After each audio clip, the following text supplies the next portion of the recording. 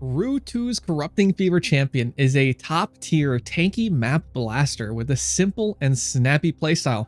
This is the build I'm most likely league starting as in the upcoming Affliction patch. We're back to wands this league because on league start there were only 10 +1 fizz daggers for sale, so we played wands last league anyways. Our main ability is going to be Kinetic Blast. With a flick of your wand, send out KB projectiles, which explode on contact to apply your Corrupting Fever debuff. You'll also apply bleed to enemies hit, causing them to explode thanks to hemophilia. And now, with a boost in reap damage from the patch notes, we're doing more damage than ever before. This build is great for those who are looking for that ranged map blaster playstyle, but enjoy a little bit more beef on the bones and a lot less butthole puckering.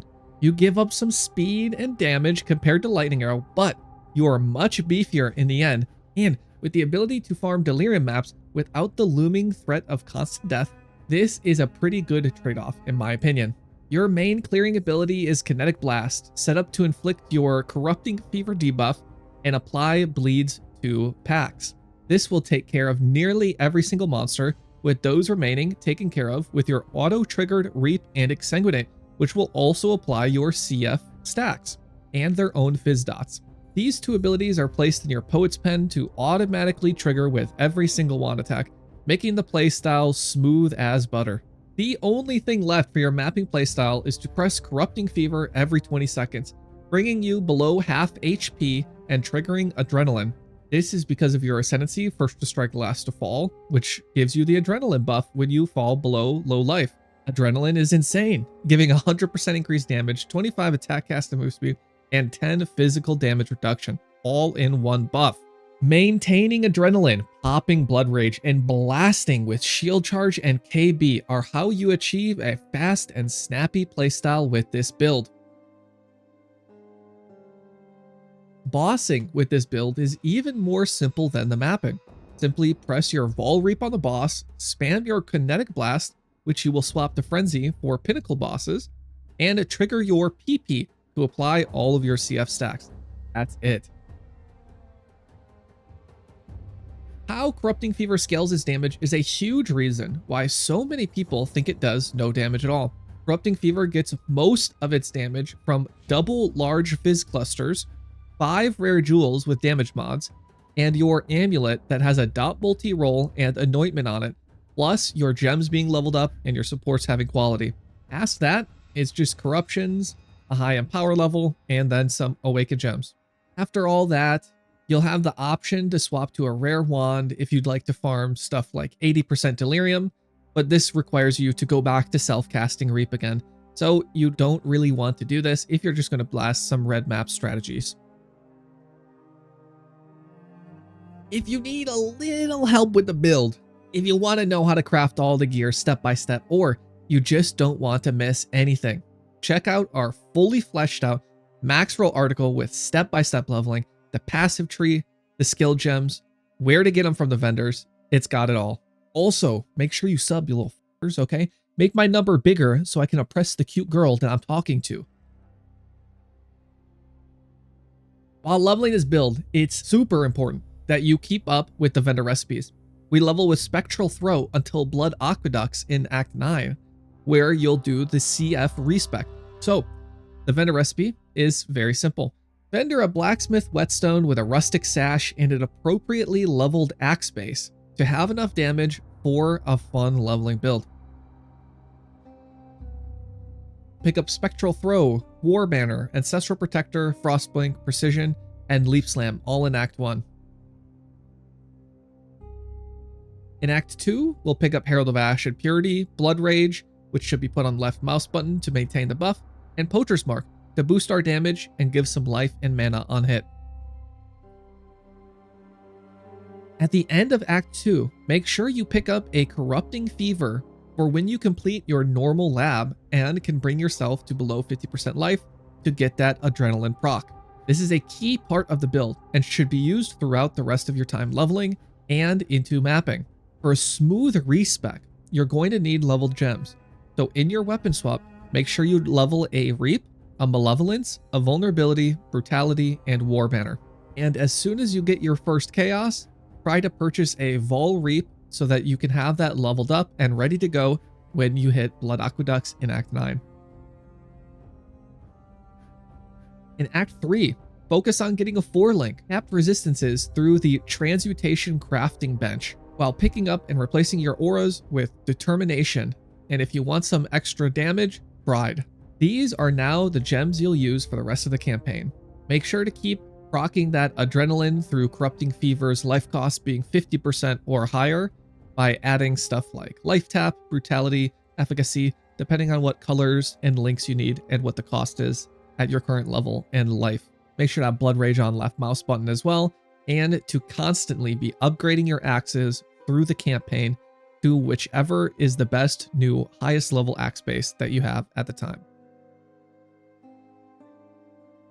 Skip Cruel Lab, but once you reach Merciless, do Cruel and Merciless at the same time, since you need both labs to have Fortify and to obtain the Fortify extra benefits.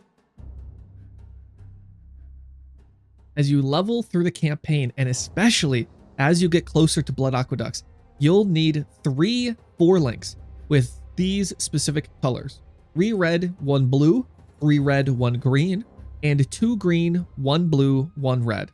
These are for your Reap, Corrupting Fever, and Kinetic Blast setups, which you'll be swapping to at Blood Aqueducts or as you enter into early maps.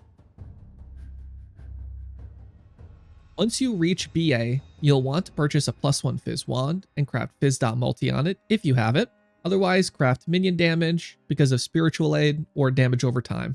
When you respec, you won't have enough points to fully respec, which is okay. Just use any regrets when you find them, or go back and do the few side quests which give you 2 respec points.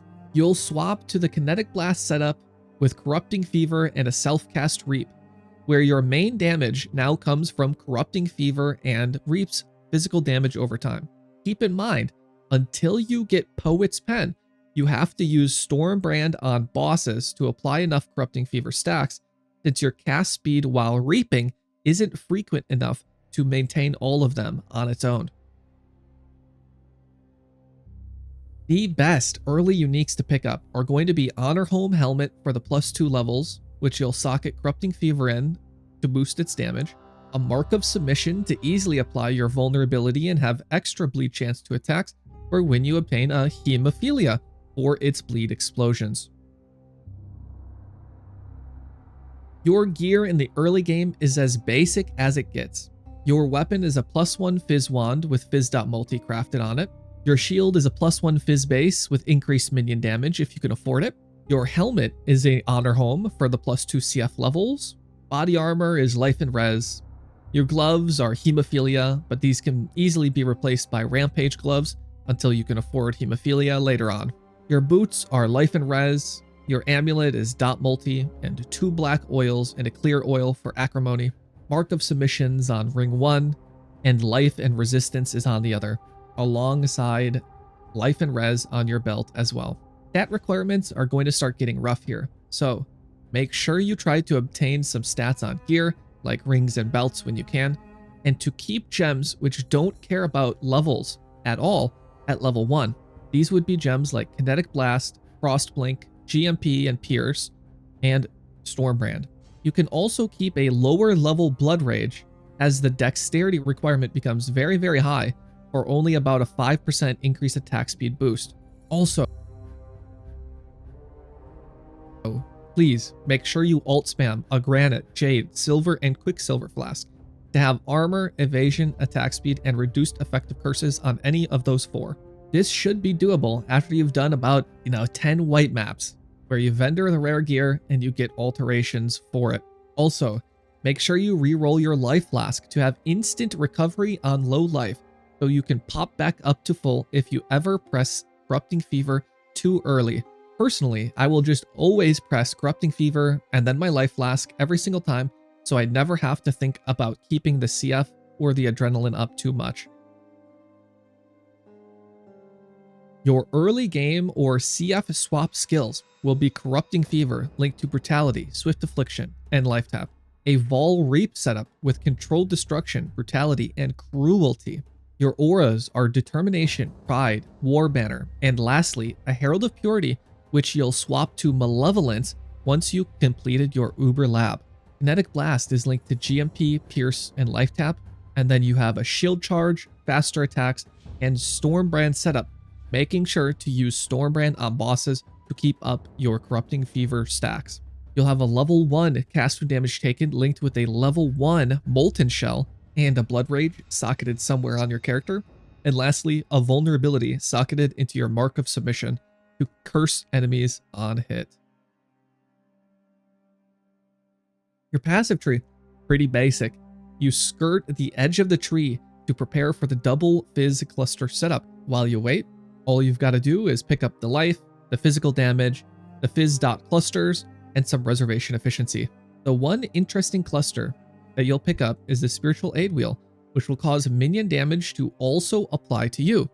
This allows you to obtain an increased minion damage roll on your shield, which will boost your Corrupting Fever damage where increased spell damage otherwise wouldn't, since CF doesn't scale with spell damage, only Reap does. The mid-game is where the build actually starts blasting off and being a ton of fun. You'll have a Poet's Pen setup as your main weapon, which removes you having to self-cast Reap on bosses and use Stormbrand. Keep in mind, you'll still have to press your Vol Reap button to boost the damage before you start blasting and triggering everything with Kinetic Blast on the boss. You'll keep a +1 shield with increased minion damage. Now, you're starting to flesh out all the rest of your rare gear, so if you could squeeze a little more resistance or stats in this slot, that really helps out.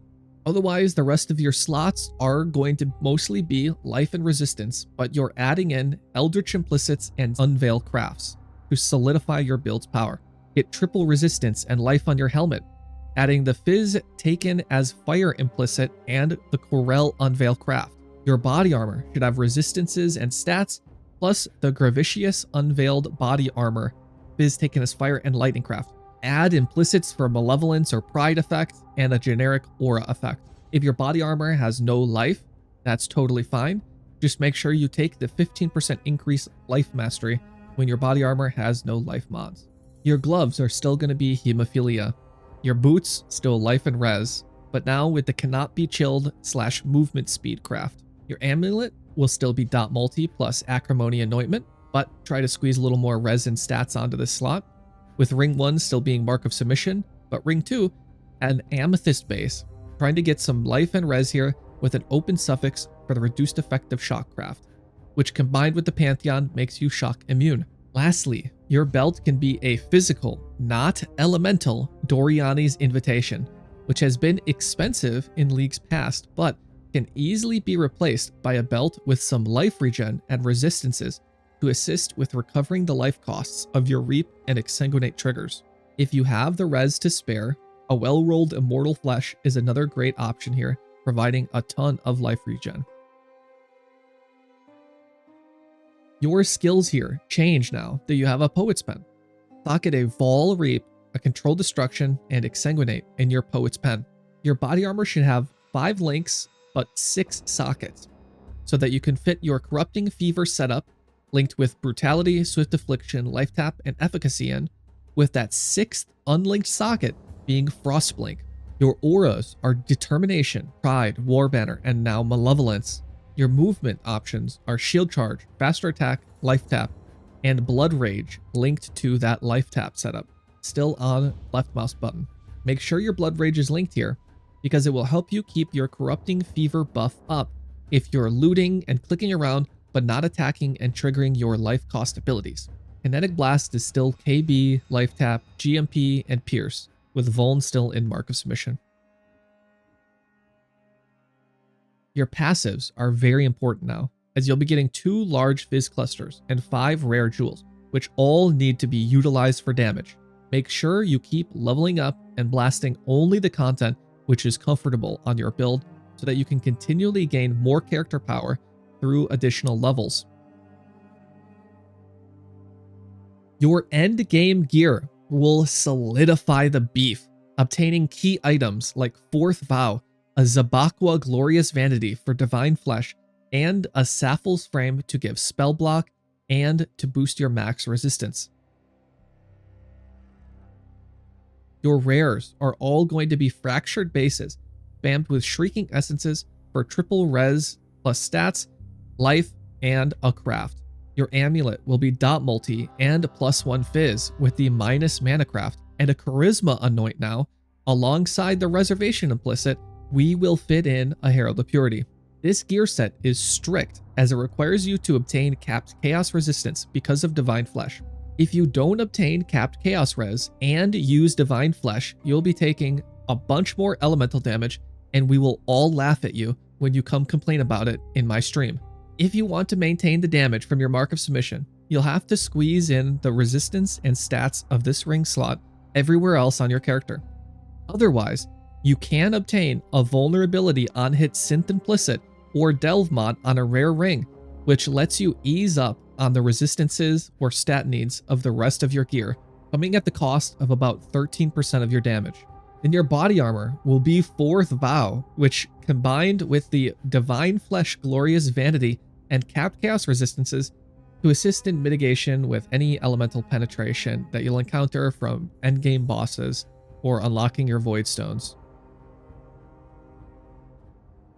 Your endgame skill setup is just juicing your damage to the max. Obtain Awakened Brutality, Awakened Swift Affliction, and at least a level 3 up to level 4 in power to link with your Corrupting Fever and Efficacy. In the 6th slot of your body armor, link a Herald of Purity. Your aura and Poet Pen setup are still the same, but your Kinetic Blast will replace Pierce for returning projectiles only if there's a trans Kinetic Blast that gives Pierce, or if you've crafted Pierce onto your helmet and you think returning projectiles feels better than Pierce support. Keep a level 1 cast when damage taken linked with a level 1 Molten Shell, Life Tap, and Blood Rage, with a shield charge, faster attacks, and Frostblink setup in your shield. Since this Poet Pen setup only requires 5 links with CF, it should be very easy for you to eventually obtain a +1 Socketed Gem or +2 Duration Corruption on a 4th Vow, since you only need to Tainted Fusing yourself from 4 links to 5. It should be very cheap. This is a lot of damage. Getting +2 levels on your Corrupting Fever is huge. So this can be another upgrade that you can perform later on after you have the rest of your character all set. Your passives here are mostly the same, except you'll fit in a Glorious Vanity on the Eternal Youth socket, and you can look up a Fizz Leech Seed using the Timeless Jewel tool in POB or by Googling how to find a good Timeless Jewel. For further upgrades, check out my Endgame Corrupting Fever Champion article on Maxroll for the super juicy version, getting up to 20 million DPS and more. A goal to blast and work towards on your league start. Otherwise, if you want to farm 80% Delirium, you'll probably want to swap to this Fractured Minion wand and use the Self-Cast Reap setup just to boost your Corrupting Fever damage with Spiritual Aid, because CF damage is what's going to matter most when you're farming those Delirium encounters. Anyways, thanks for enjoying my very first build guide of 3.23 Affliction League. Coming up next will be Detonate Dead. And if you made it to the end, let me know down in the comments below. Thank you. I'll see you guys in the next one. All right, bye.